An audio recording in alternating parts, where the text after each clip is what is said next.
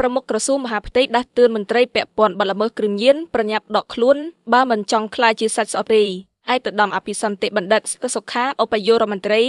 រីក្រសួងមហាផ្ទៃក្នុងកិច្ចប្រជុំផ្សព្វផ្សាយផែនការយុទ្ធនាការប្រយុទ្ធប្រឆាំងគ្រឿងញៀនខុសច្បាប់លើកទី10នារុស្ស៊ីថ្ងៃទី12ខែមីនាឆ្នាំ2025នេះបានដាស់តឿនដល់មន្ត្រីដែលពាក់ព័ន្ធនឹងបទល្មើសគ្រឿងញៀនសូមដកខ្លួនថយនិងកែប្រែឥរិយាបថជាបន្ទាន់ពីព្រោះចាប់ពីអំណឹងទៅការអនុវត្តពាក្យស្លោកឆ្លោះកញ្ចក់មួយទឹកដុសក្អែព្យាបាលនិងវះកាត់សម្រាប់ការប្រយុទ្ធប្រឆាំងគ្រឿងញៀនខុសច្បាប់គឺលែងឆ្លោះកញ្ចក់មួយទឹកដុសក្អែនិងព្យាបាលទៀតហើយពលគឺរាជរដ្ឋាភិបាលព្រមទាំងក្រសួងមហាផ្ទៃនឹងចាត់វិធានការវះកាត់សាច់ស្អុយចោលកាន់ដងក្នុងពិធីដែលមានការអញ្ជើញចូលរួមពីឯកឧត្តមសន្តិបណ្ឌិតឧបនាយករដ្ឋមន្ត្រីណេតសាវឿនប្រធានអាជ្ញាធរជាប្រយុទ្ធប្រឆាំងគ្រឿងញៀនប្រមុខក្រសួងមហាផ្ទៃក៏បានរំលឹកនៅកិច្ចការសំខាន់ៗមួយចំនួនទៀតដែលឯកឧត្តមផ្ទាល់និងឯកឧត្តមសន្តិបណ្ឌិតឧបនាយករដ្ឋមន្ត្រីត្រូវការចូលរួមពង្រឹងការអនុវត្តពីក្រសួងស្ថាប័នថ្នាក់ជាតិនិងថ្នាក់ក្រោមជាតិដើម្បីបង្កើនប្រសិទ្ធភាពនៃការងារប្រយុទ្ធប្រឆាំងគ្រឿងញៀនប្រមុខក្រសួងមហាផ្ទៃក៏បានមានប្រសាសន៍ត្រង់ថា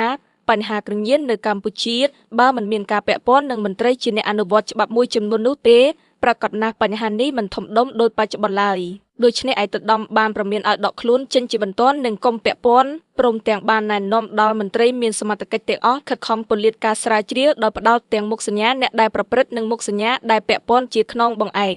សូមបញ្ជាក់ថាក្នុងនីតិកាលទី7នៃរដ្ឋសភានេះសម្ដេចមហាបវរធិបតីហ៊ុនម៉ាណែតនាយកមន្ត្រីនៃព្រះរាជាណាចក្រកម្ពុជាបានដាក់ចេញគោលការណ៍ដឹកនាំសម្អាតផ្ទះយើងដោយក៏បានផ្ដោតលើបញ្ហាគ្រឿងញៀននេះដែរពោលគឺមន្ត្រីពាក់ព័ន្ធបទល្មើសគ្រឿងញៀនត្រូវទទួលការអនុវត្តវិធានការវះកាត់សាច់ស្អុយដោយបណ្តេញចេញពីក្របខ័ណ្ឌនិងទទួលខុសត្រូវចំពោះមុខច្បាប់មិនត្រឹមតែអ្នកដែលជួញដូរនោះទេមន្ត្រីស៊ីវិលនិងកងកម្លាំងដែលប្រើប្រាស់គ្រឿងញៀនទូយ៉ាងក្រសួងមហាផ្ទៃក៏បានអនុវត្តវិធានការបណ្តេញចេញពីក្របខ័ណ្ឌចំពោះមន្ត្រីដែលពាក់ព័ន្ធនឹងបទល្មើសគ្រឿងញៀននិងការសេពគ្រឿងញៀននេះផងដែរ